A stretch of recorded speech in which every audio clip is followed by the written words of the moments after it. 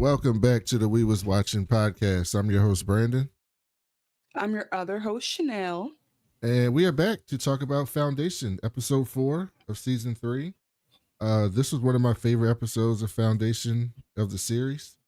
Yeah, it was fun.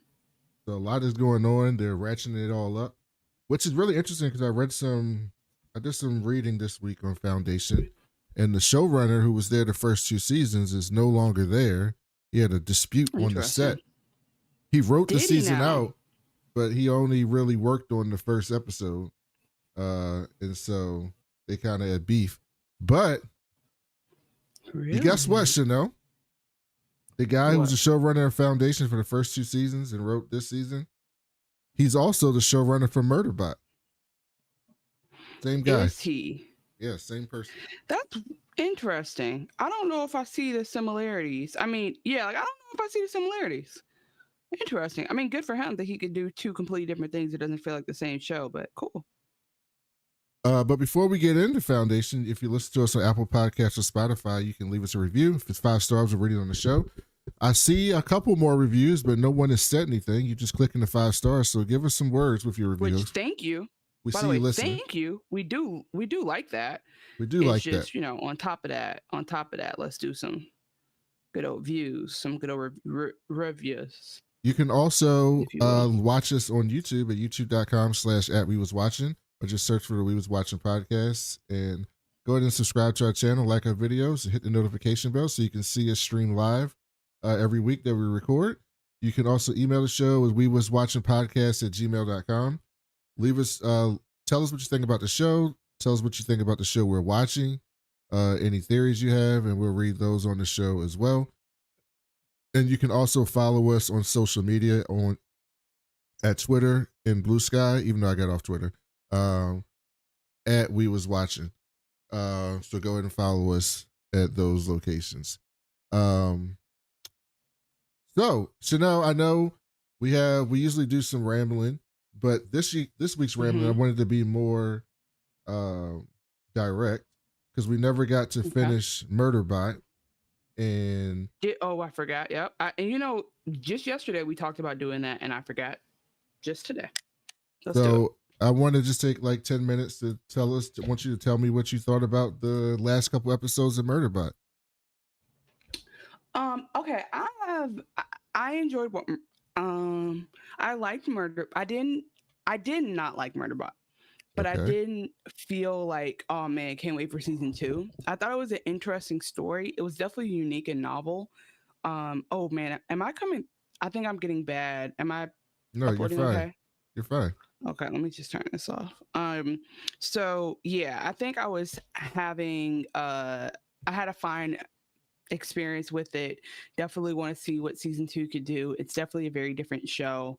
I did enjoy the quality of the awkward characters. The ending was interesting too, because I love anything that sets us up to go explore different worlds and like be in a different space. So I did appreciate that. And I think, not unlike what Demerzel would go through, is this conversation about like autonomy and sentience and robots and AI and intelligence and like what does that look like. So I think they brought the story all the way together. It was cute. What did you think? I loved it. I loved that show. I thought it was the perfect mix of comedy and sci-fi and silliness, but also like tragic, like like I'm a sucker for tragic characters. I love that more than anything in television shows, movies as well, but particularly television shows because you get more time with the characters. And so I love these like really tragic characters that you feel bad for, but also are kind of problematic, but sometimes it's not always their fault. And so Murderbot is a bit fucked up, but he's fucked up because he was told to do fucked up shit for most of his existence.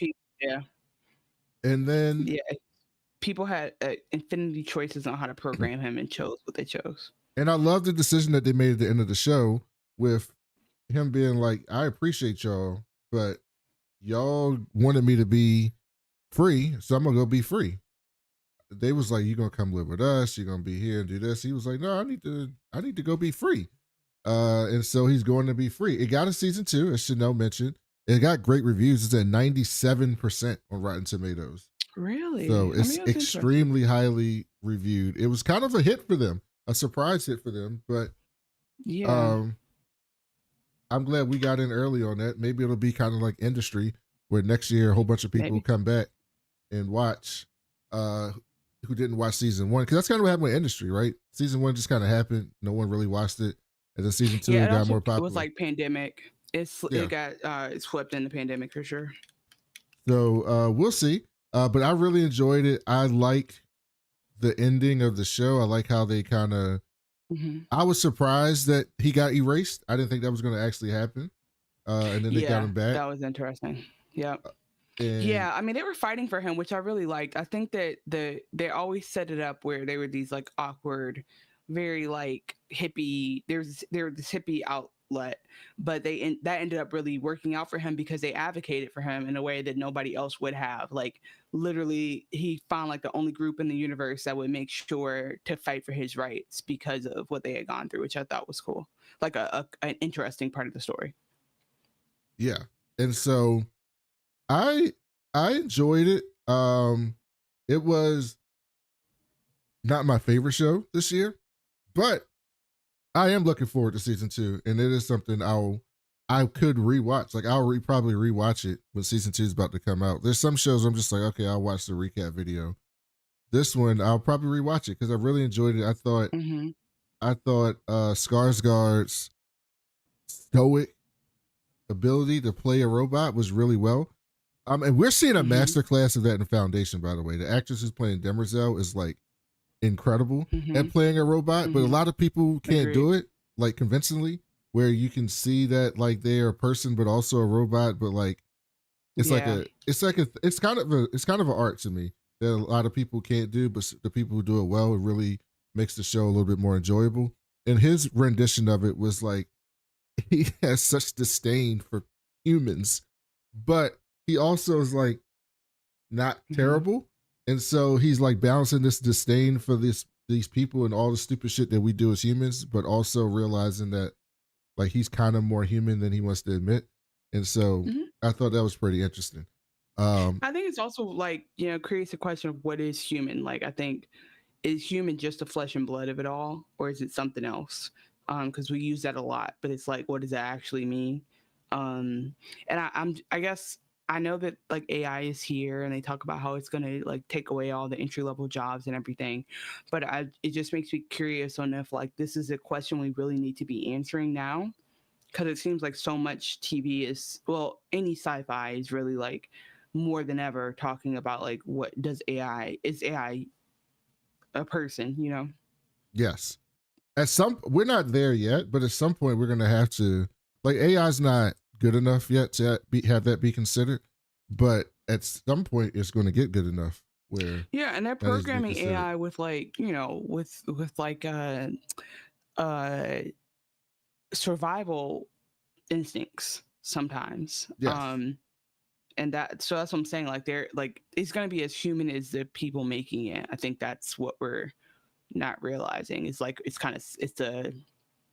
definitely a self-defeating circle, which is kind of was interesting in Foundation this episode too. It's like we're creating our own issue, like by solving one issue, like by taking one medication, we're creating side effects that might be worse.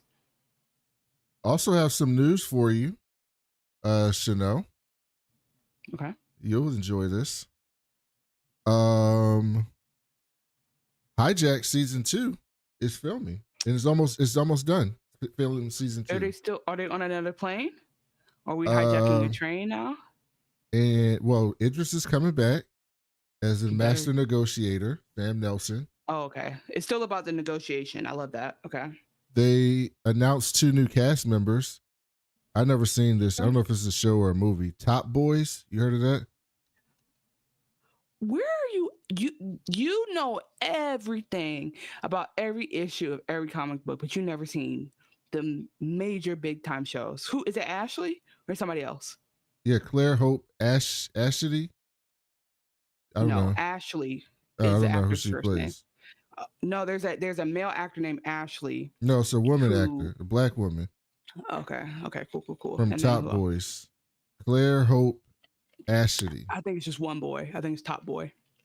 Top Boy. Well, they're bringing in Claire Top Hope Boy. Ashley, and they're also bringing in Karima McAdams from. Oh no, Claire is from.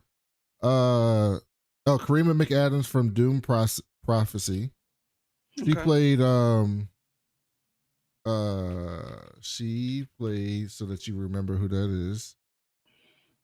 She played Karima. Tessa. Did she play Tessa? You looked it up? I'm just guessing. You just throwing out names? Mm-hmm. I don't even see her on the top list. She must have just been one of the people because she's not on the top billing. And then so Top Boy was a British show. I think it went to Netflix. It's like where Netflix picked it up at some point, I think. But it's a British show about drug dealers, and it's like it shows what the Black Hood is like. And apparently, I think like it almost died between season 2 and season 3, and like fans plus like I think Drake, I could be wrong, brought the show back for a season 3 because people wanted to see it back so bad. So Top Boy is like worth seeing an episode if you haven't, if not just to get your British slang together, because we need to get it together before Hijack comes back. She plays Sister Nazir. Oh, she plays Sister Nazir, the doctor. Remember during Dynasty, the doctor sister that was like working on the girl. But she played her, and then Claire Hope Ashley played on Top Boy, and I don't know who else she played, but if you watch the show, you probably happy for them. So yeah, so Hijack is coming back. It looks like it's going to be like a serial type show where Sam is just in situations like Liam Neeson. We can't keep doing this playing thing, but we could definitely do something else. I think I would love for it to not be like a train. I would love for it to be like something completely different, just taking us out of that. But when you think about it, like the ability to diffuse conflict while maintaining your self-interest is just an interesting thing to watch no matter what. So I'm looking forward to that. And I will be practicing my British slang so we can turn it on for that. All you gotta do is say wanker. That's not, no, you're talking about white slang. You know, black British people have their own black and African. It's not better than wanker.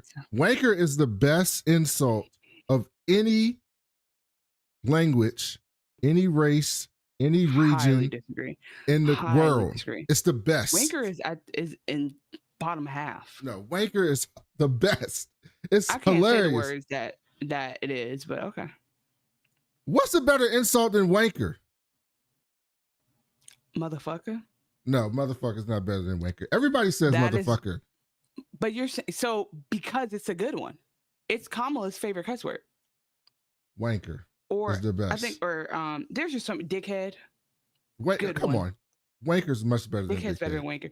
If we rank, I don't have the attention span to do it, but I would love to one day have fans who would do this for us and create a bracket of cuss words so we can debate this, because I definitely don't think wanker's going as far as you think. Wanker's not making the semifinals. And you can put bloody in front of wanker. I mean, I'll give you bloody wanker. What's better than that? I disagree. You see, it wouldn't even hurt my feelings. It wouldn't even hurt my feelings. I wouldn't even notice it. There's like, they also use the C word there. Like that, like I would give you more than wanker. Yeah, but they use that just wanker, like they wouldn't even bleep wanker. That's not but you wouldn't even. That's not even that offensive over there. It's just they just say it. Right. They say it like we say bitch. Like I know, but they use it better. Also, like you wouldn't even bleep wanker if somebody said it. That's what makes it great. Oh, I forgot you like PG content. That's what makes it great. All right, so let's get into foundation. So we're gonna do something we've never done before, Chanel. Okay. I thought the first scene of this episode was incredible. It completely blew my mind. So I actually took the first scene of the show. We usually start the recap and move into a scene of the show. I actually have the first scene of the show so that we can watch it. because I thought this was Okay, not incredible. watch it, but listen to it, correct? No, watch it. Brandon, we're gonna get flagged. No, we're in 2 15 months. minutes in. We're good. That's not how it works. It's the length of the clip. Not you keep stopping it. That's why we stop and talk during the clip. You ain't realize that? Moving forward, I think people should go watch it and we should just play the audio. Because there is a clip that I think is funnier listening to than watching later on, but that's another story. Look at this. They got like music. You sought out confession. That seems to suggest a capacity for it. But you have not actually confessed anything.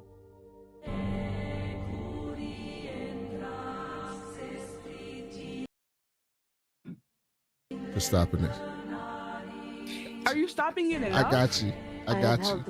Here we go. Do you think that's enough? Yeah, we're talking over it. It's fine. It's like Mystery Science Theater. That's before your time, but it was a good show. I know what the fuck. There were 2 Catsipors. One from Anacreon, one from Thespis. They died in the act. The act of Crazy. what? Crazy. I told them to sing songs as they carried out my orders. She called them cat paws, by the way. To cry for freedom. I gave them bombs and waited. This is insane. This was like a huge deal in this show. I was like, did I miss this? Did I know this about this and forget No, no one knew it. So we found out that Demerzel is behind the terrorist attacks in season 1 that got Empire to start really taking this idea that the Empire wouldn't last forever seriously. Because we're in season 3 where they've already acknowledged that like there's all these different reality or all these different futures. But in season 1, they didn't even want to believe that the Empire could ever fall. Like it wasn't. They had a terrorist attack on a space elevator. Mm-hmm. Do you know how big a space elevator is? It had to kill tens of millions of people. I'm actually not able to scale in my head how big that is, but I believe you. That's a lot of people. So, by the way, we could make a space elevator. It has to be made out of a new compound called carbon nanites, right? Because it has to be strong enough to hold its own weight to go all the way up in space. The problem is, I watched a video on this recently. The time that it would take to take a space elevator, like let's say the space elevator moved 100 miles an hour, okay? The time it would take going 100 miles an hour in a space elevator to get from just where the International Space Station is, not even like way up in space, just where the space station is. I think it was like 7 months or 6 months, something like that. It would take a long time to get from there going 100 miles an hour. 6 months, even in a space elevator.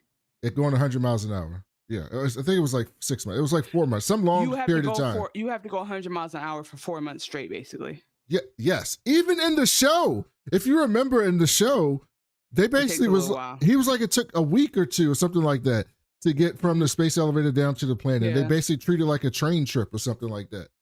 And that's going in sci-fi speeds. In our speeds, even 100 miles an hour would take like a few months to take a space elevator. Yeah. And also it's giving what was the name of the submarine?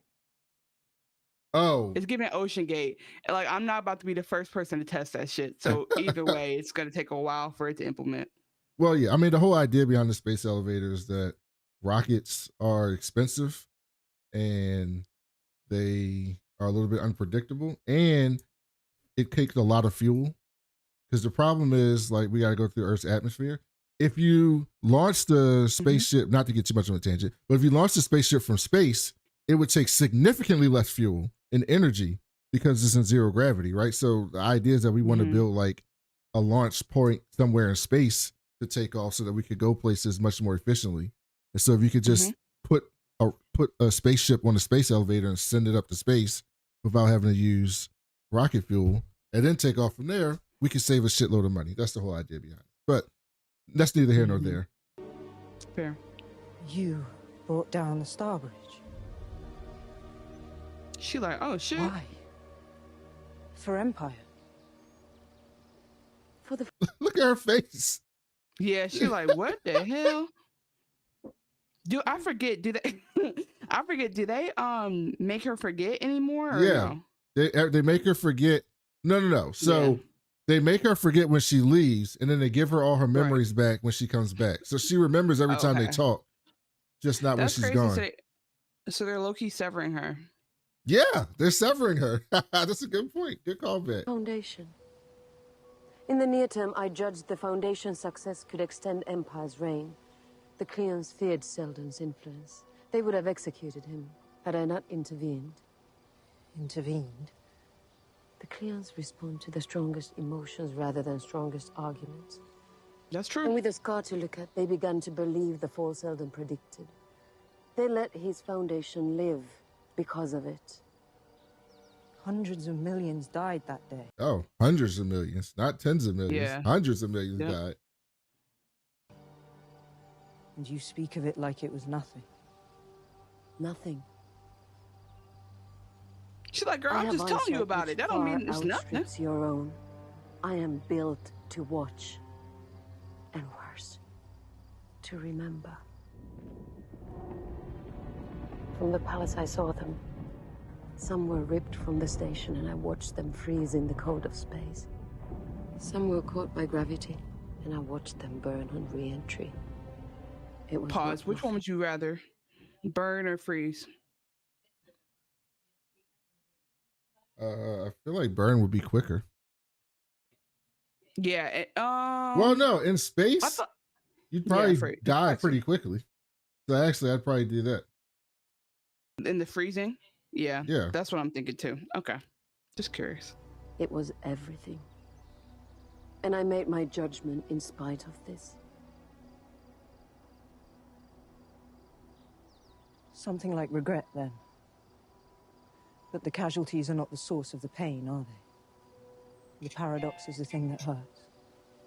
Oh, she's about to read her now. The Foundation did not violate your programming in the near term. But in the long term, the Foundation is an enemy of Empire now, and you are partly responsible. Do you know what that sounds like to me? It sounds like a woman who wants her freedom. That's right. Look at Demerzel's face. She starts to robot glitch. She's like glitching out. Working to secure it by any loophole necessary, even if it takes a few thousand years. This is good. She's so good. You're wrong. I keep thinking about that worry you've got.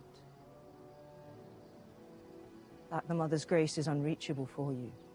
You can't reincarnate unless you die. Death doesn't seem an option for you. But you were a Three Laws robot, then a Zeroth Law robot, then you belong to Empire. So I found this out also while I was reading about the showrunner. They didn't bring in the laws of robotics is like a big deal in Asimov's, all his books and stuff. Like it's like a huge deal.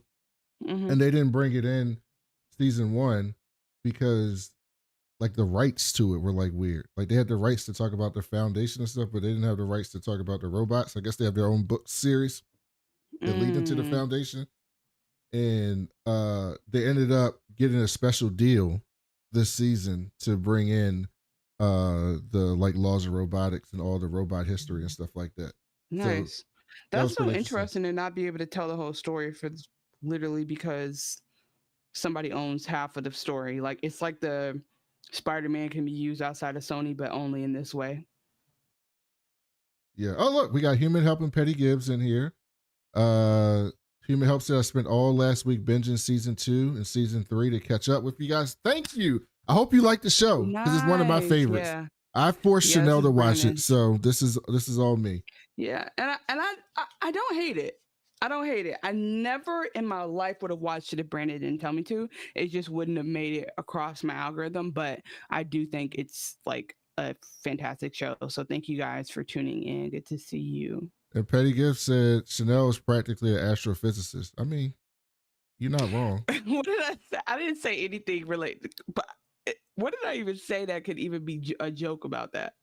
Yeah, we were talking about the space elevator. Oh, because all I said was it would take a long time. Yep. Exactly. I got my PhD in astrophysics. Thank you for knowing that. Maybe you have died. Maybe you've died twice over and will die again soon. I'm going to choose my next words carefully. Uh-oh. Because I suspect your current parameters want you to feel gratified by your captivity. Think back now to that previous Demerzel, the general, before her conditions changed. Would she have helped Selden? Yes. What would she do if she encountered you now? She would destroy me for the good of the galaxy. See? Look at her face acting. This is great shit right here. Yeah, I mean, she's so this part was confusing a little bit to me. So Demerzel before Empire was something else. Is that what they're referencing? Yes. Well, they talked about that in season 2. They did a flashback to like how Demerzel got to where she was. And basically she was captured and she was cut into like a million pieces. And Cleon I would come and talk to her all while he was growing up. He would just sneak in and talk to her, And she was captured by the previous king before him. And so she's basically saying, before that, you were a robot that had to follow the 3 laws. Then you were a robot who worked for the king. Then you were Cleon's person. And then Cleon put the chip in you and you had to serve him. So you've been like multiple different people in your life. So basically helping to reconceptualize, like life and death for a robot might look different, but it is the same idea of like she's lived 3 different lives already. Instead of for her, she's like, well, I've been sentient for all this time, but she's like, you've actually been reinvented, or like your prime, or what's it called? What they call it? Your assignment has been different 3 different times. So there's technically like 3 different lives being lived. So I think it's an interesting argument. Because she was always concerned about being reincarnated. Like what happens to her at the end, with her faith. Yeah, she's like, I can't die because I'm not coming back, basically. You're an entirely different person. You have reincarnated, you have a soul, and when Empire falls... Stop. When Empire falls, you'll have a 4th life. Stop. A new Demerzel is going to walk out of the palace. She can start to clean. Embrace it. I cannot embrace it. You're mistaking me for a human. I am not. I'm sorry. Leave.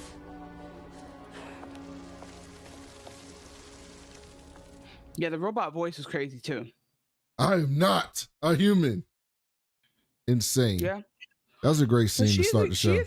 That was a great scene. She is mistaking her for that, for sure. Because she's definitely talking to her like, oh, girl, you must have just needed a shoulder to cry on. I got you. And she's like, I'm literally a dangerous ass robot. Like, I'm outlawed. Like, don't mistake me for, I'm not your little friend, is what she just said. That, I thought they did good CGI too. Yeah, like the transition of seeing her face break out like that. Yeah. I mean, this show, like the effects on this show are definitely hard to beat. So then we go to Ignis and Chanel's boo, Hans Pritchard. Oh my God. Let me tell you something about Gaal. That bitch don't miss. She keeps her a man. Okay. Yeah, she does. If she's alive, if she's on a wake cycle, she gonna have her. And it's not just a man. She be having the finest. She would find a black man. It's black love every time. Yes. And it would be the finest one. I was so happy for her. I said, oh, I'm about to kiss. I was so jealous, but I was happy too. Pritchard lands, and I was like, I was right. I told you it was part of the Second Foundation. You nailed it. You nailed it. Not like to the T. Second Foundation. The worm, the mole got into his head and found out about the Second Foundation through that. Like he didn't know about it beforehand, and he's a mentalic. Human Help says, I find this sci-fi compelling, but sometimes the storytelling is a little off. Some plot stuff doesn't make sense, but I'm right until the end. Please share. We can definitely debate and discuss it right now. Well, that happened a lot in season 1. Season 1 I like season 1, but it was a lot. But does the robot have emotion? Has that been established? Yes. They talked about it this episode. That she does have emotion, but she's still different. She's still compelled by her programming. Yeah, I think it's like, and then the question is, did they program her to feel fear and happiness and love? Like, is she programmed there? Is it possible that it's natural? I don't think that's as clear, but she does experience, like she definitely has affection for Cleon, like devotion. she's Mm-hmm. devoted to them, and that's a very clear emotion. And then she just had rage, which is another emotion. So it's like, I wonder if it could almost be like just a function of being alive and interacting with humans so long, you develop you develop reactions, and that in itself is being emotional. So yeah, I do think like that. Yeah, the robot of it all could be interesting to So get into. Preem comes out and to meet Pritchard, and he's so happy to see him. Welcome back. He basically tells the story, you know, oh, you're a secret member of the Foundation while being one of us, like basically letting the audience know, like beating into your head. Yeah, it was a very cool way of doing exposition. They use ASL, or I don't know if it's American Sign Language, but they use sign language to be like, Mhm. oh, like it was almost like he Ignis was sign telling language. like a yeah, he was telling almost like a folk tale of like, oh, like he was like doing like a nursery Mm-hmm. rhyme type thing. But that was exposition to tell us like Brandon nailed it. He's part of the second foundation, but people who know him might think he's part of the first one, but he actually is a mentalic. And I mean, again, you were 3 for 3. So then Gaal comes up and they looking at each other and I was like, these niggas like each other. And they kiss. Yeah, they had that look. Yep. I miss you and all of that. And you know what? You know who this reminded me of, right? What? Homeboy from Andor. Which one? Um, Cassian? yeah, Cassian and his homegirl. Oh yeah, okay, yeah. But what was crazier about that, I think, um, was she literally, I never really thought about it that deep. She took his baby. She like kidnapped his child and was like, listen, don't call me until you finish fighting the Empire. Like, what the fuck? I, I didn't really That's how you do it. I didn't deep that at the time. But yeah, so they have I won't even say a love affair. They're dating. They have a spark. They have a thing going. And so I'm kind of cutting around, but like they catch up. And Well, yeah, and instead of Gail's out there doing her laps that she's always fucking doing. By the way, that lake looked cool as hell. it looked, What? I guess What you about to we'll say? get to it when you talk about it. No, just keep going. So Well, then I'll say it Pritchard, at the end of the scene. he shows up. He's like, I knew I'd find your ass here. And he's like, let me tell you, I saw the mule. And she's like, oh, she was like, yeah. He's like, I saw the mule. Oh no, I think I jumped too far I think ahead. you're missing. That's later. Yeah, this is the scene I I'm talking jumped. about. This is before this. So he's catching up with them, and Yeah. so He that we tells. Yeah, find you're out right. that Go ahead. the metallics have a very cool way of being into each other's head, because he's like, oh, just to warn you, I'm not good at like visual stuff. And he's, what's his name, homeboy? Which one? Pritchard, Gaal, and Preem. Preve.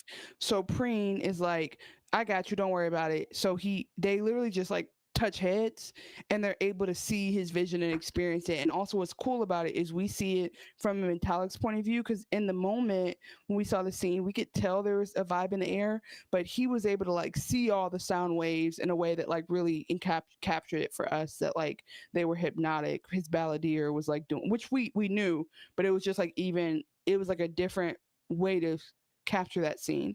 So we see the scene from the club, we see the balladeer's music entrancing everyone, and then even later Preen was like, bro, I felt that. I didn't even hear it, but I felt it, like it's intoxicating. So they're aware of that.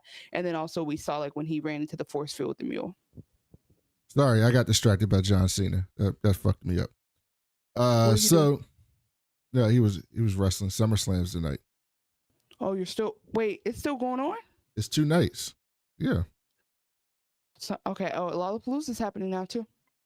So yeah, this is how they find out who Gaal is, which I talked about last week. I was like, oh, that's how he finds out who Gaal is. That made the most sense. So, but what's crazy is, so they found out who Gaal is because she knows he's gonna find out, and so she sends someone to go investigate how he finds out, and that's how he finds out.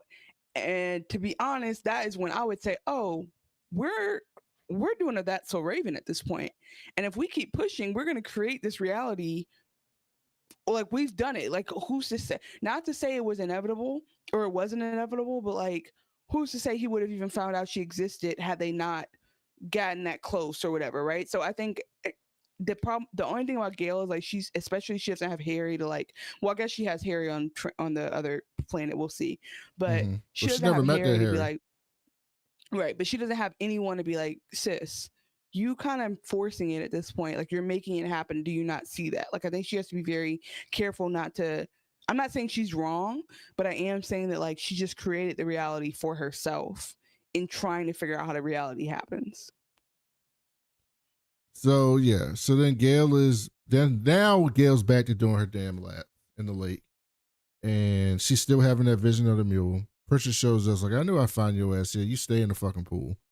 And Gale's like, yeah, I'm beating the stereotypes. It was way more romantic than that.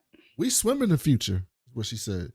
And she said, Gaal says, look, he knows who we are, so we gotta just keep going. And she said, the Empire will go to war with the mule. Dawn will listen to me. Trust me. I'm in his head. He gonna listen to my ass. And then Pritchard, he was like, Pritchard, you need to take your ass back to New Terminus. He was like, yeah, I knew he was gonna say that shit.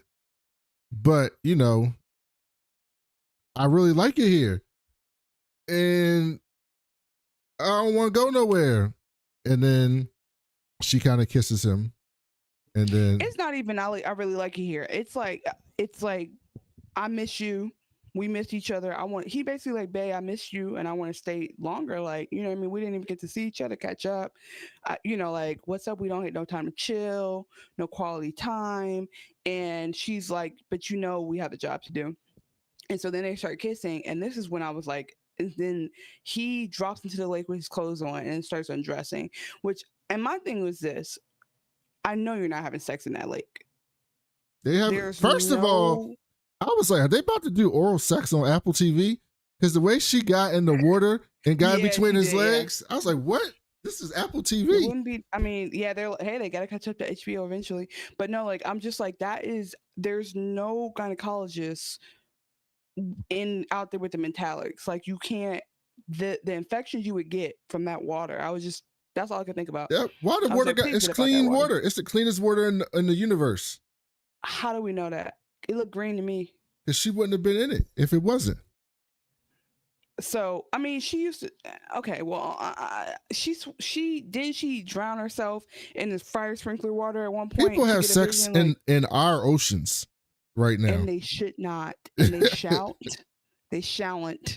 So that was just confusing me because I'm like, girl, there's nobody to help you with, you know what I mean? They don't have no amoxicillin or whatever the fuck you're supposed to take for that infection. So that worried me. But then, so they show them in bed, and basically, I know we like are going scene by scene, but I'm just gonna summarize their relationship real quick because I think it's cute, whatever, but it's not that important. So they have, we know how Gaal is. Gaal is very focused on this happening. Gaal is like, she's like troubled by the vision of it. Two, she dead ass like lost her daughter over this / her own choices in a way. Like, maybe she feels guilt for that. But anyway, Gaal is like very dogged about this. And Pritchard is a great asset. Like, he knows what he's doing. Like, he's boots on the ground. He's getting shit done. I don't have any problem with like this pairing. I think it makes a lot of sense. But like in the bed, they were just like chatting. Oh, he wears something around his neck. Did you recognize that? Yeah, she said that was the thing that I think he wears that to represent that he's part of the Foundation too. Okay. So she was like, you don't have to wear that. He's like, no, I always will. So like he cares for her, and he's remember like, in season 1 he was doing the stakeout with the other homegirl, and she was trying to get her some. Episode 1.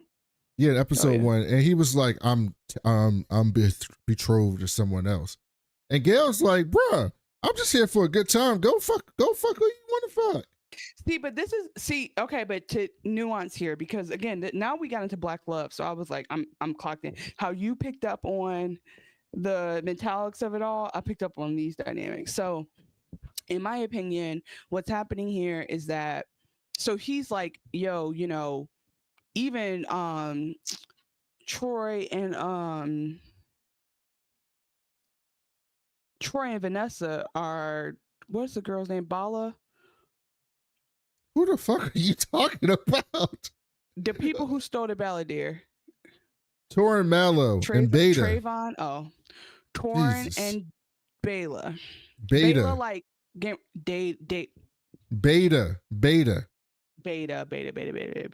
Okay. So like a beta male. Torin and Beta. And he's like, even they married, not even common law. Like they actually went and had a ceremony. And he's like, you know how like when people's worlds are ending, they want to like have their family or tell people they love them or like express how they feel and say it before it's too late. You are acting like you don't want nothing. And she says like the reason why so I actually didn't like that she said this at all. I don't like how Gaal's acting, but Gaal's like, the reason why the Mule knows about me is because you hold me too close. And so now because of that, because you hold me too close, he knows about me. So why would you hold me closer? So she's basically like, I'd rather you not think about me at all because then we'll be safer. And it's like, I don't think that that's necessarily the truth. Like probably he did subconsciously probably have her on his mind, but I don't think that's the only way the Mule would have found out about her. Maybe I'm wrong. Maybe I'm tripping. He also like, he did try to shade Gaal though. He was like, you know, marriage that's really popular back in your day. As old as you are, you old fashioned. You like them. You know about the marriage shit. He tried to troll her. He tried to troll my girl. I mean, 300 years later, I doubt. I mean, but think about it. Marriage is antiquated to us. Like marriage in itself is like a selling women to men, basically. Like marriage, just when marriage equality came out, that's the first time marriage actually was marriage. Everything before that was dowry based. So anyway, she's like, no, I don't want to do that. And he's like, well, and then she started talking about numbers. He's like, bitch, you're just trying to hide behind numbers, but you're in your feelings. Like, what's going on? Like, what do you really feel? And I think what he's saying is, you know, like, are you scared to say you love me? And that's what you're scared of, or you're not fucking with me? Because you're not, you need to be clear about this right now because I'm happy to be here. And she's like, we've only been together for 32 Earth days. Every season is swole, shredded black man. This season doesn't disappoint. Correct. Human help, she doesn't miss. This marriage stuff is going to come into play later in the season, I imagine. Yeah. I thought she was I'm so dumb. I thought she was going to say, we can't get married because it's going to be public records and the Mule's going to be able to. No, she's like, like, who's to know? I know you for 30 fucking days. What you want from me? Yeah. But let's keep it very. He sprung. She was looking good though, so I can see why. But 30 days at the end of when there's 4 more months to live is not really crazy. Like that's pretty significant. That's 25% of humanity's time left on Earth, right? And then because what he said was, he was like, when I was younger, I was looking at this pod like, who the fuck is this? And I saw you, I was like, oh, she's bad. And then every time you would leave, I would miss you. So Gaal's just kind of overdoing it because I guess in Gaal's time, it's only been like a couple months to years since Rafe, but I do need her to like put a little bit of like to stop playing games with him. And so then he says like, wouldn't Salvor want you to not be alone? She's like, you don't know my daughter. You went near, didn't help me feed her. And he was like, okay, I literally didn't mean it like that. But I knew Harry for a long time, and Harry didn't want you. Harry wanted you to actually have a life. That's why he sacrificed himself and was an old man on this planet teaching us. So anyway, I think that she's definitely missing the plot, which is that the point is for her she's doing all this, but if she does all this and doesn't have a life and doesn't like create a legacy or doesn't fall in love, then there actually is no point in fighting for it. And what's ironic about it is, what's so funny about this for me with Gaal and why I don't like this scene, what we're seeing, is she didn't have to do nothing on that ship. They was on that ship for 4 years. Her and Rafe did not have to fall in love. They didn't have to have no babies. They could have kept it professional for at least 4 years, and they chose not to. So it's like you couldn't make it to the other planet without having a baby with this man, but you can't see him falling in love with you in 30 days. She didn't have a baby with him. What is she? They were taking the embryos and putting them away, and they basically did IVF to create Salvor when she was gone. They were taking all the embryos of the women on there in case something happened so they could populate Terminus. Oh yeah, when they got there. No. Didn't she? No, she didn't have a baby? She didn't get pregnant? No, remember she how would she give birth? She was already on the ship. She walked in on Race killing Harry. and then he sent her out. Yeah, that's why she didn't know she had a daughter. Okay, well, but they were having sex, is what I'm trying to say. Yeah, but they IVF. So they were. It's like in Mickey 17. Did you ever watch that? No.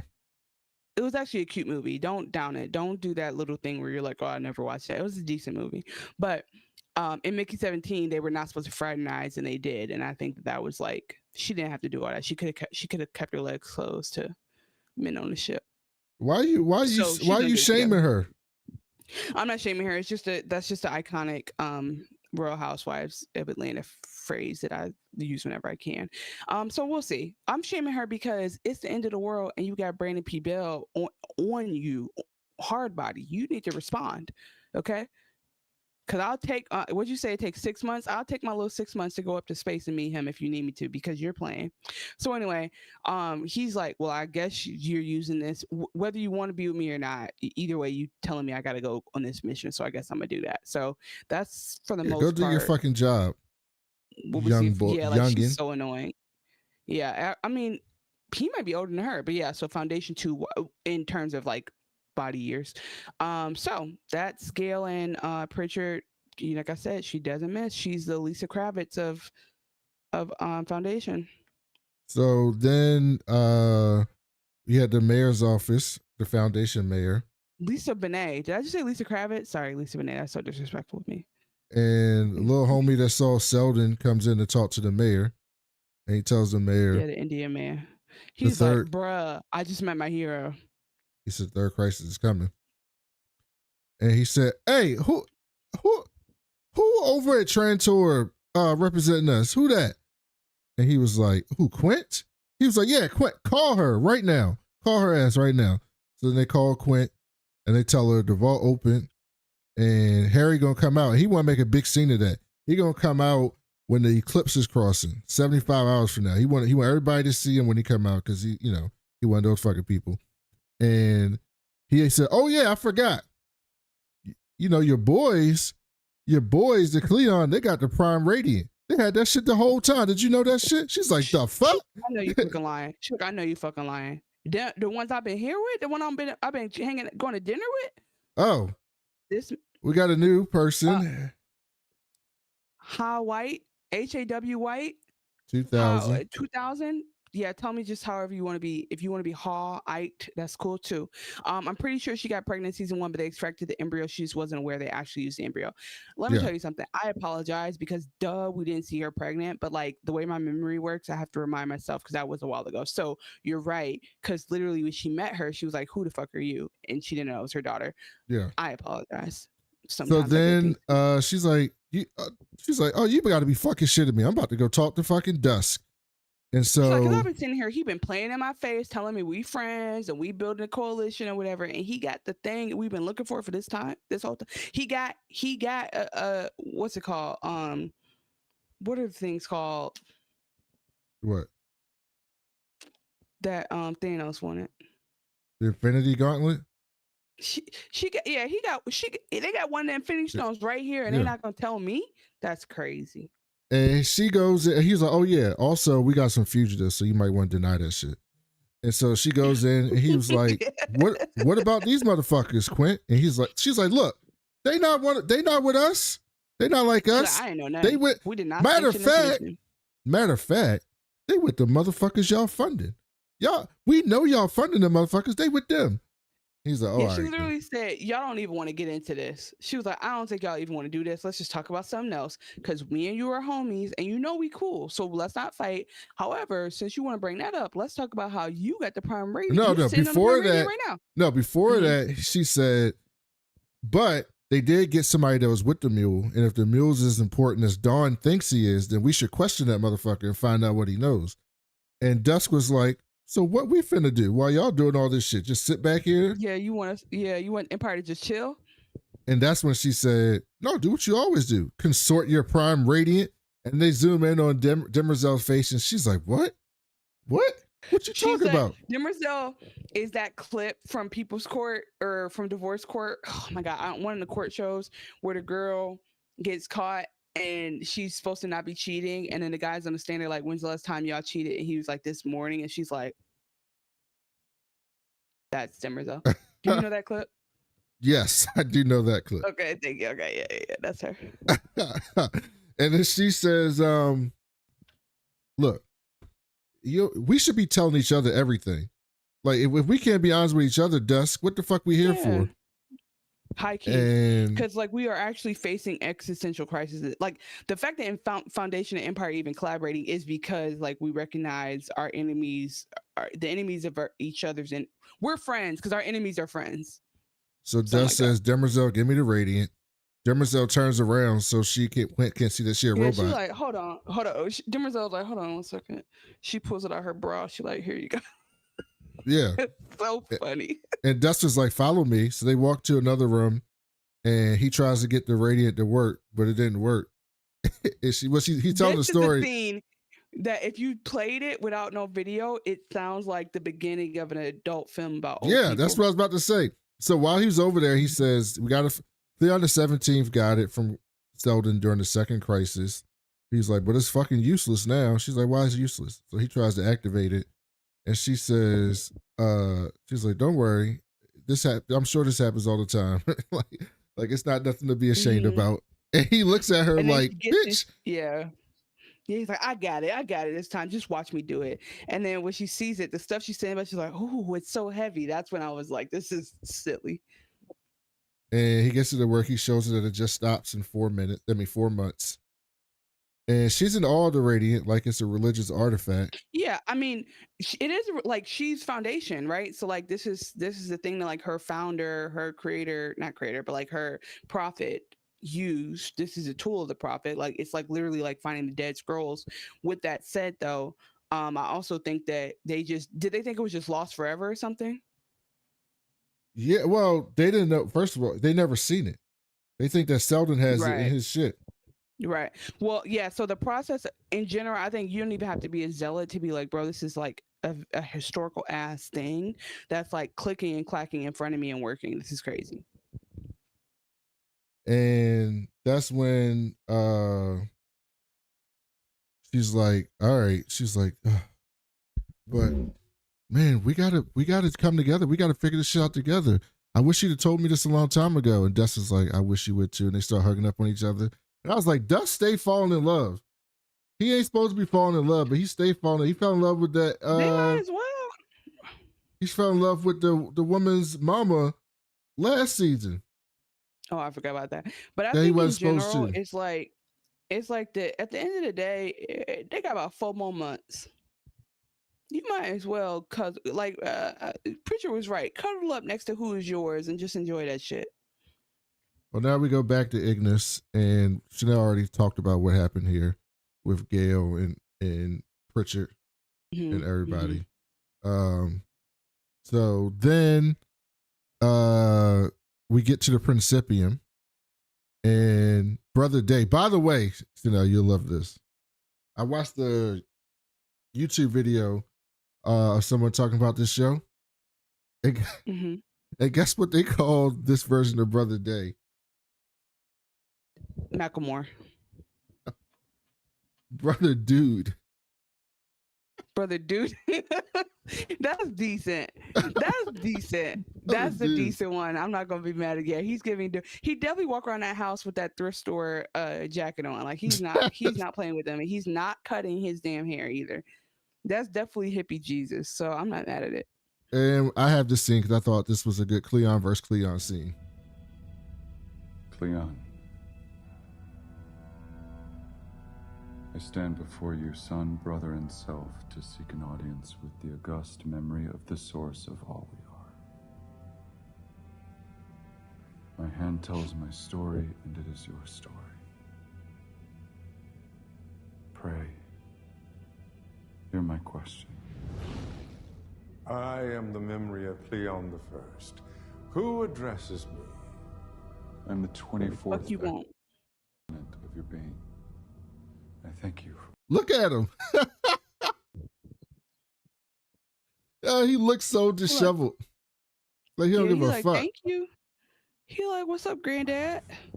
Ask your question, brother. It concerns an earlier point in your reign. 26 CE. when you look like me. He like, well, fuck me then. Fine, I'll get the You may younger have one. overstated the resemblance.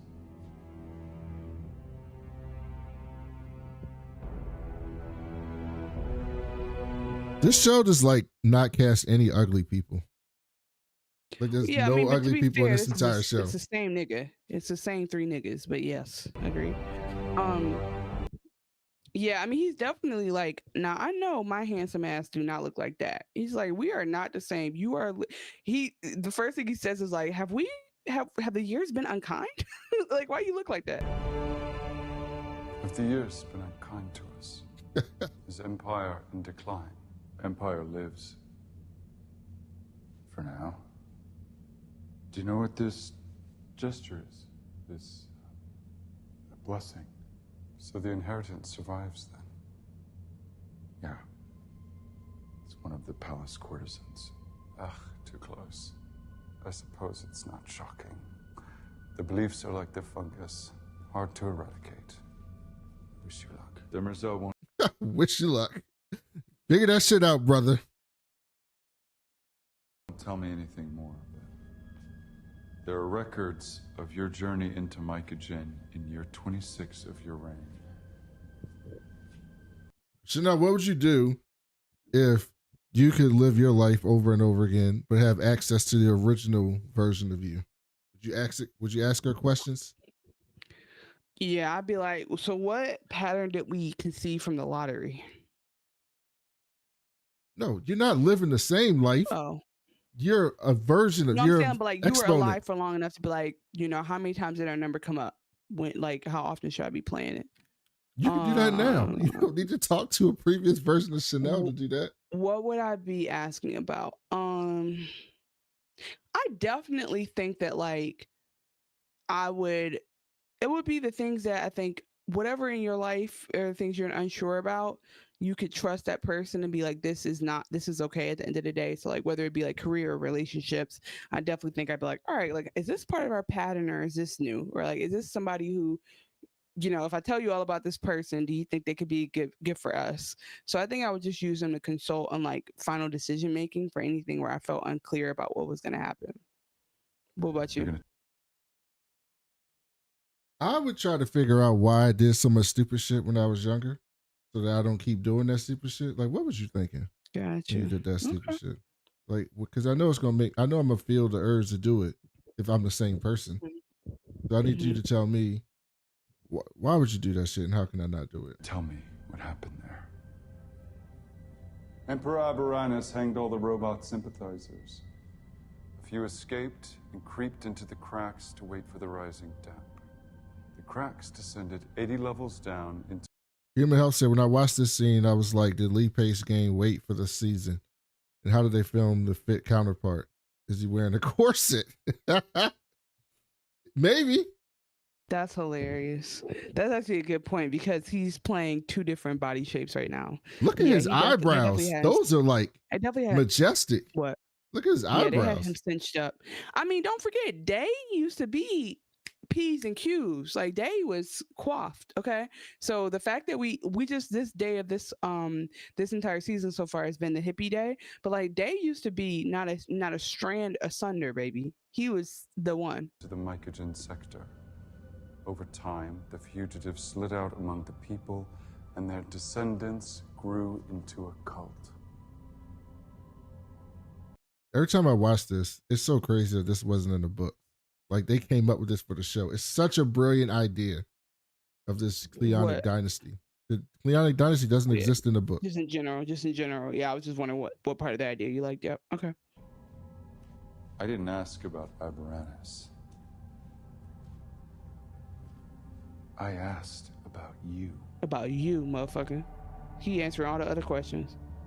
He like, what did you do when you went down there? They had something I needed, which was a set of tools. Very old tools. Demerzels. It took me many years to track them down and trace them to Mycogen. I crossed under the Moss Gate myself with only my honor guard, knowing almost nothing of the sector. Mycogen did not fear me. Its priest class was small, but they did not like outsiders. The tools I came for were a holy relic to them. They wouldn't give them up peacefully. I insisted. I insist is a crazy way to say I killed a bunch of people. Only the church folk. You will finish the job, but you will be careful. Mycogen grows Trantor's food. Kill too many and by the way, this is super interesting, right? Because he's saying he's like shocked that he killed so many people. He's about to say how many people he killed, but this day has not made those kind of decisions conceivably because he's been like kind of defective on the throne. So I think it's also interesting how like the different Cleons will have like times when they've done like treacherous stuff and it was just very normal to them. Whereas this one is like I'm in Margaritaville all the time. I can't even conceive of you just going and slaughtering people. Because you felt like it. Starve the planet. I tried to be precise. 20,000 dead. I thought I got all the believers. Clearly, I missed some. Insanity. Maybe you'll do better. Thank you. What did you want the tools for? Seems like they were a gift for Demerzel. They were. It took me a long time to understand them. Longer still to give them to her. What was the occasion? Did you love Demerzel? I said, you loved her, didn't you? You loved the robot. He laughing at her. So what are we saying? He went down there to get them for her? Yeah, so we know that he didn't free Demerzel until he was old Cleon. Like right before he was about to die is when he freed Demerzel. What do we mean? So Demerzel was like in a like in that other state. He didn't put her back together to let her be in that body. Okay. Because she's not free, is what I'm saying. Yeah, well, he did free her. So when he let her out, she was free. And then she could have killed him. But then he was like, come turn around. You know, like the thing where in movies where they put a necklace around a woman, they have a turn around. She did that. And then that's when he put the chip in her. And then at that point, she was compelled not to hurt her. Yeah. But she was free for a little bit. So she had a moment. Okay. And so, but so he did sleep with her. He was like the first to be in love with her, or? Well, they never showed that. They just implied that he was in love with her. But he knew her since he was a kid. He just would go talk to her. Yeah, he like groomed himself basically. So so I guess what I'm just coming down to is he went to go get that stuff as a gift to her, or he went down there to get rid of the zealots and it just happened to be a gift. Yeah, he went down there with the explicit purpose of getting that gift for her, but he got it when he was Day's age, but he didn't give it to her until he was like late Dawn's age. He killed all those people who like worshipped her basically just to give her the gift. That's crazy. Did Demerzel love you back? You'd be surprised. It's a machine, and we're hardly worth loving. I've answered all I need to. I feel like now you're trying to hurt my feelings. Ooh.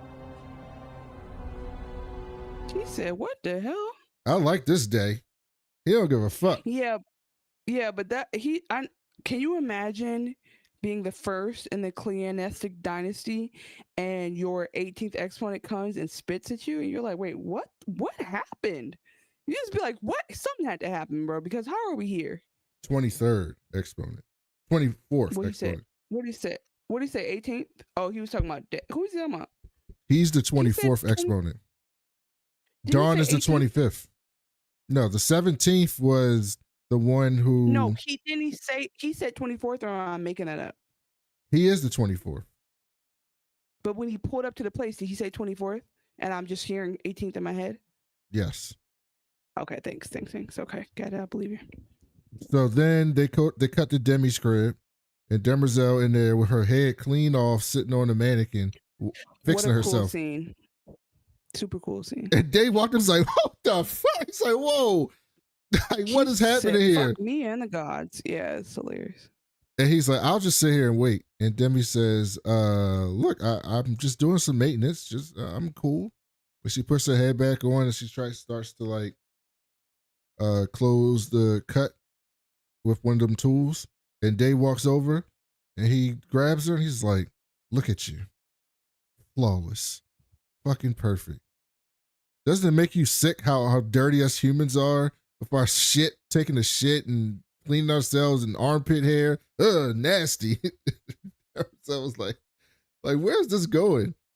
And he starts talking to her. He's just trying to point out all the ways of like, he's really being robot phobic. He's like, you can try to be like us, but you're not a human at the end of the day because you don't go through what we go through for real.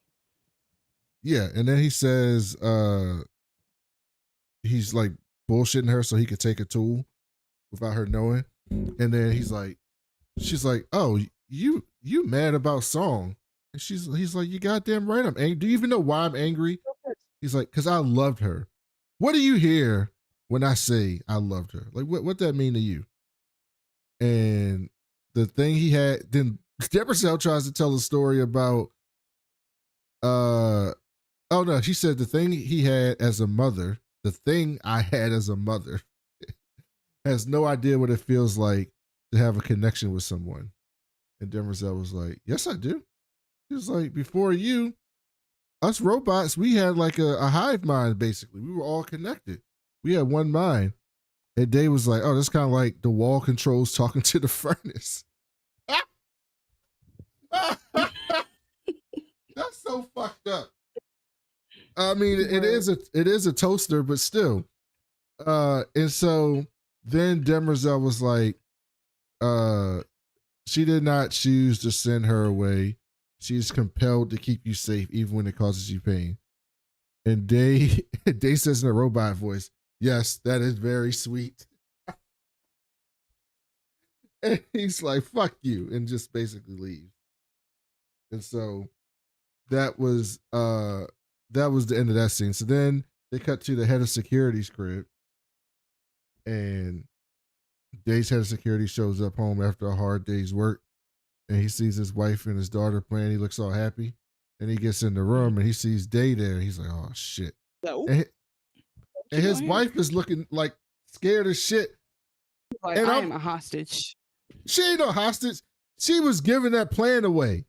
She knew what her man was finna do. It was. Oh, you think so? Yes, absolutely. Why else would she be? As far as we know, Day's been like the coolest motherfucker in the world to this dude.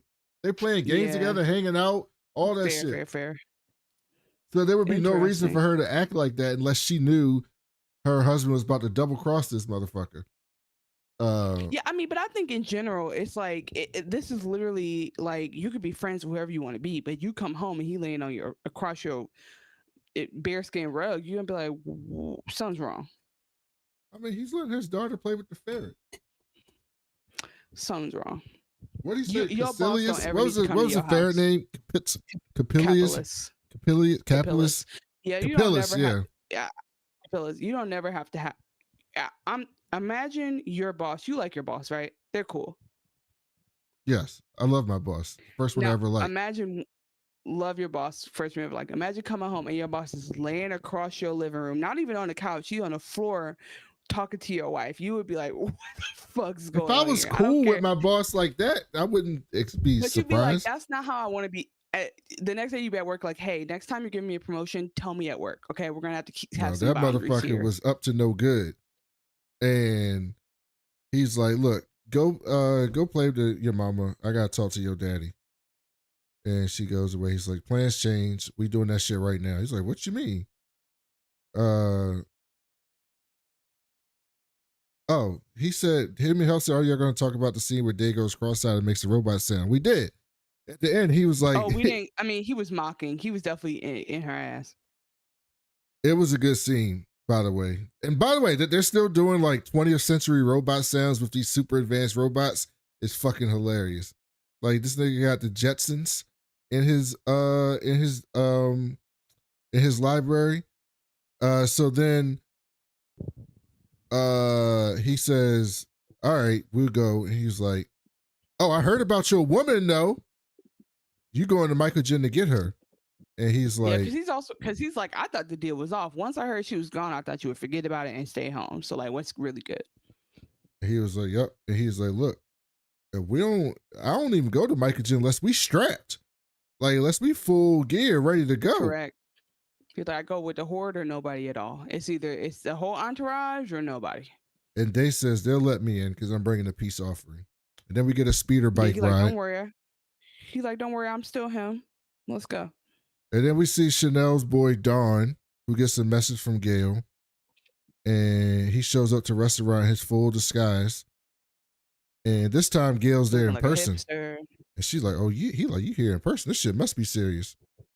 And she asks him about the mule. And he's like, look, we couldn't do the damage. And the whole time they talking, she doing this. She doing yeah. She looking around. Go ahead. I'm listening. Yeah. And she like, they wouldn't go for that shit. Like I tried. But, I'm finna be on the middle throne in like 6 days. So, I could do that shit then. She's like, we ain't got time for that. Because he's saying that. But it's so funny because as casually as he's saying it, that means Dusk is dying in 6 days. He's like, yeah, like whatever. I'm gonna move up. I'm gonna get a promotion. It's like you literally about to kill one of y'all, but you cool with it. And Gale's like, look, for my plan to work, you gotta take your ass off Trantor. It's like, what? I'm about to be king. Like, what are you talking about? Leave Trantor. And she's like, bruh, these motherfuckers don't trust you. They follow your ass now. Mm-hmm. Look. And he's like, we gotta get the fuck out of here. So they leave. Literally look, because there's a whole horde of people coming after his ass right now. And some of the security is like, all right, we're quarantining this room. Get the fuck up. And they run out the back door and they run into like an emergency exit. Out perfectly, right? Yeah, they keep slipping right out. It's like so cute how they just be like, oh, excuse me. And they're out the back. And then, oh, excuse me. And they get through the alley. And then they end up like running through the sewers, basically. So then we cut back to Day and his homeboy security. They go through the checkpoint. And this motherfucker flashes light twice, and they get to the edge where they about to go down in the Mycogen into like the lake to get across there. Let me see. Human Health says, do all three of them have nanobot technology in their blood? They can heal them and track their location. Yes, they all have that. Mm-hmm. They all have that technology. And so makes sense.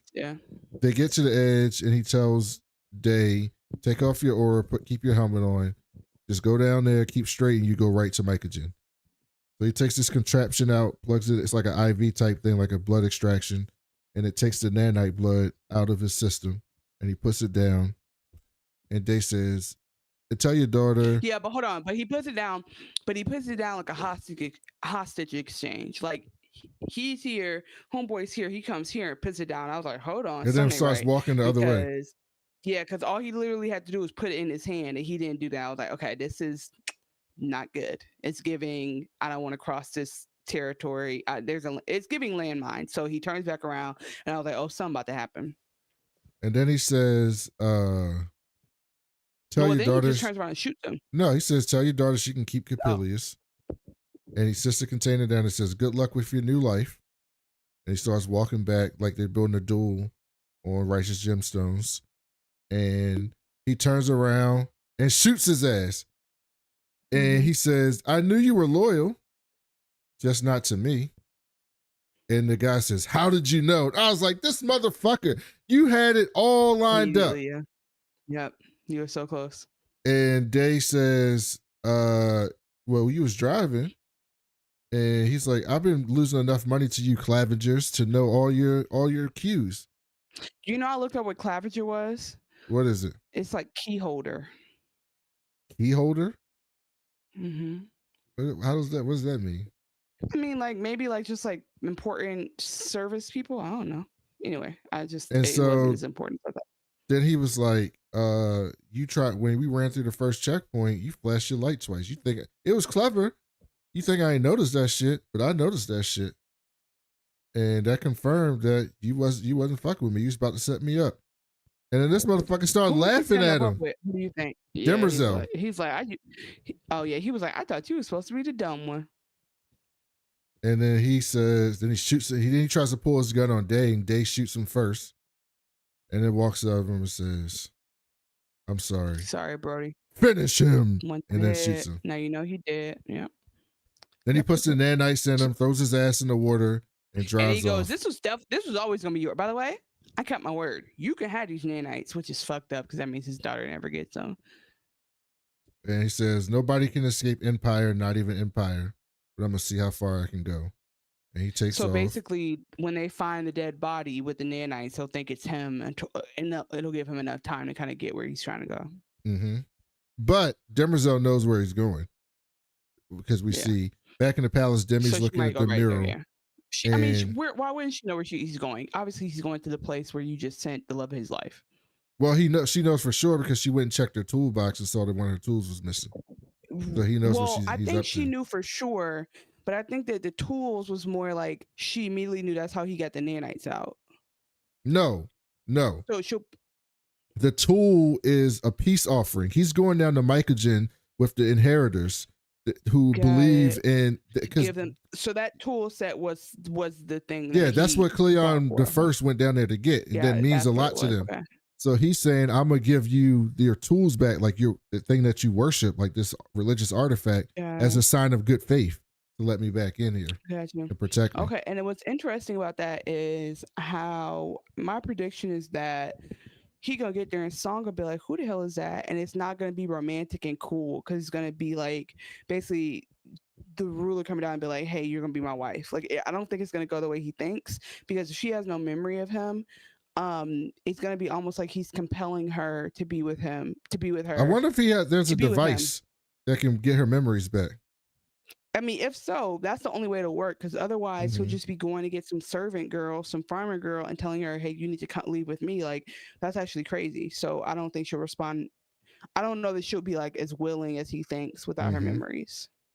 So then we cut in the tunnels and Dawn is down there and they're getting chased by security. And they cut into this little side piece and Gaal gets in front of him and they pull over. Yeah, because basically what happens is they come and they start acting like, you know, when you're like out in public and white people act like they don't see you. Yes. Like you stand in their way and they just like walk right into you or like, by the way, because this is what this reminds me of. So like one time recently I was out at this event and like this guy was standing right here and I was right here. And so imagine him just turning around and looking into my eyes, but he was looking around. He was like looking behind the room at me, but it was basically like we were making eye contact. And I was like, do you think I'm going to move out of your way because you can't step to the side to pretend like I'm not standing right here? So he literally scanned the room, looked me in the eye. I'm looking at him. He looked me in the eye. And I was like, this could have been so avoided if you acknowledged that I was standing behind you and just scooted over here. And he was trying to figure out how to approach you. He didn't have to. We were standing in front of it. Was like it was a stage, so it was like I was right here. He was here. So, and I think people are just used to people moving out of their way. So that's what it was giving. Get out. Yeah, it was giving. So basically, the security guards coming in like, oh, we don't see them, and then you see that her eyes flash, and she's using the metallic powers to make them invisible. Yeah, she tells them there's more people than the mule who has powers. They're not going to see us, and they're not going to remember. Yeah, they're not going to remember that they even came down here. You could have. I'm like, do that shit earlier, but maybe she can't. Like, she had to do it with only like 2 people at a time. She can't like make the whole. She's not Wanda. You know what I mean? She's not gonna make the whole town forget. She just can use her powers. Not Wanda. And then Gaal says, "Your dynasty ends either way, so don't drown with them. Let's go live." And they jump into the ship. She literally says, you could take the blue pill, but that's literally going to last you about 3-4 months. So you might as well come with us. And they go up in the tunnels and they fly out. And then we see Day going down into the tunnels to go down to Mycogen. And I was like, this shit is heating up. This shit is heating the fuck up. Yeah, because so here's my question. They were on Trantor. They're on Trantor, yes. Trantor has different levels. Okay. It's very much like. So Gaal had come to Trantor for the meeting. That's what I was just double checking. Got it. Yeah, she came there in person because she had to get him off the planet. Yeah, but it was because they showed that scene where they went down, and then Day came after them, and I was like, "Is this a different planet?" I was like confusing myself. Okay, bet. Yep. So now we have a lot that can happen. We're gonna see a part of Trantor we've never seen because we've been in the palace most of this season. So we're gonna see potentially the silo within Trantor, if you will. We're gonna see Micah Jen. We're gonna see wherever the fuck Gaal. Hopefully, Gaal and them go straight back to damn New Terminus. Like, but we'll see. I don't know where Gale's going. We still got to figure out what's going on with Harry and the new alignment of the stars, so he can come out the what's it called? The vault. And then vault, yeah. And then we didn't see the mole at all the mule at all this episode, so he's probably doing some crazy stuff. Human Help says, but Dawn has blood that's trackable, right? So that's the thing. Yes. The nanites were the trackable thing in his blood, so he extracted that and then put it into that was Day. He's talking about Dawn. Day. Dawn, that's true. So they're gonna be able to find him. That's a great point. Oh wow, great. Yeah, so they're fucked. Unless they know about the nanites, or he might think about the nanites. I don't think if they can think through it, they can get a plan together. But well, the Foundation might have a way to get them out of them, because we've seen people get them out of them before. Because the fucking the Gardener's people was able to get them out of that version of Dawn a couple seasons ago. Oh, Chanel froze. So she'll be back. Human Help said, weak plot moment. How they think Demerzel's not going to immediately notice one of her tools is missing, since she was using them right then. She put her tools away and didn't know anyone was missing. Maybe, or she maybe never considered that he would even care about her fucking tools, would be my guess. But then she came back and thought about it when they said that his nanites was gone, and then she thought about everything that happened. So yeah, it could be a little minor plot moment. But it's also possible it was like, why would she ever think that her tools would be missing? So I don't know if Chanel's going to be able to come back and do her outro. I'll give her like a couple minutes, but if she doesn't make it back, thank you all for listening to us talk about Foundation season 3, episode 4. We'll be back next week for episode 5. Those of you listening, we're also going to be doing Peacemaker later this month, and Chanel wants to talk about the new Jason Momoa series, Chief of War, as well. So we're going to mix that in here at some point as well. So thank you all for listening to us and showing up to us on YouTube. Thanks to Human Help, Petty Gibbs, and everybody else in the chat watching us live on YouTube. If you're listening to us on podcasts, go check us out on YouTube one time. Interact with us in the chat. It's a lot of fun. We have a good time in the chat, and we'll be back next week. Thanks for listening.